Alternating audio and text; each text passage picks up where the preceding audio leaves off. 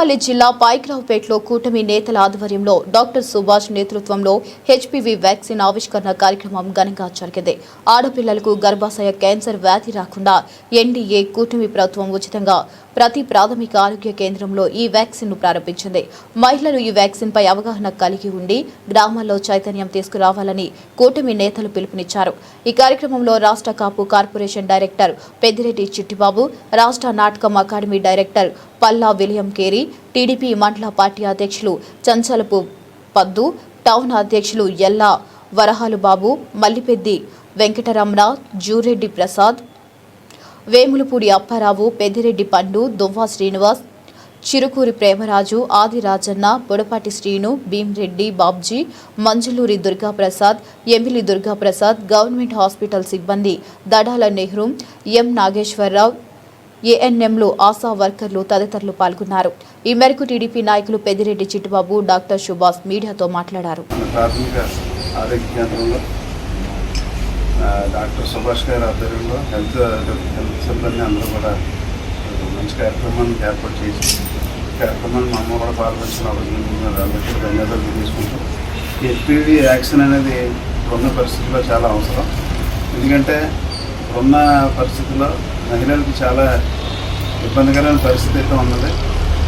ఎక్కువగా ఈ గర్భాశయాలకు సంబంధించి సమస్యలు, క్యాన్సర్ అవి కూడా కేసులు ఎక్కువ వస్తున్న దృష్ట్యా భవిష్యత్తులో ఈ అన్ని అరికట్టాలనే ఒక మంచి ఉద్దేశంతో ఈ వ్యాక్సిన్ని కేంద్ర ప్రభుత్వము, రాష్ట్ర ప్రభుత్వం సంయుక్తంగా కార్యక్రమం చేయటం, మన గారు చెప్పినట్టుగా మన మోడీ గారు అక్కడ గుజరాత్లోని రాజస్థాన్లో స్టార్ట్ చేయడం జరిగింది. అలాగే మన గౌరవ ముఖ్యమంత్రి శ్రీ నారా చంద్రబాబు నాయుడు గారు కూడా మన చేయడం జరిగింది.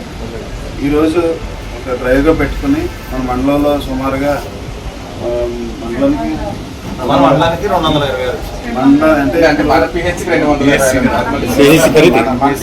మొదటి విడతగా మన పిహెచ్సి పరిధిలో ఎవరైతే బెనిఫిషియర్ ఉన్నారో సుమారు 226 మందిని గుర్తించి వాళ్ళందరూ కూడా వ్యాక్సినేషన్ కార్యక్రమం ఈరోజు ఇక్కడ చేపట్టడం జరిగింది. ముఖ్యంగా ఇటువంటి అవకాశం అందరూ కూడా సద్వినియోగం చేసుకోవాలి. ఎందుకంటే ఇది ప్రైవేట్గా మనం బయట ఏమైనా వేసుకుంటే కొన్ని వేలు ఖర్చుతో కూడుతున్న పని.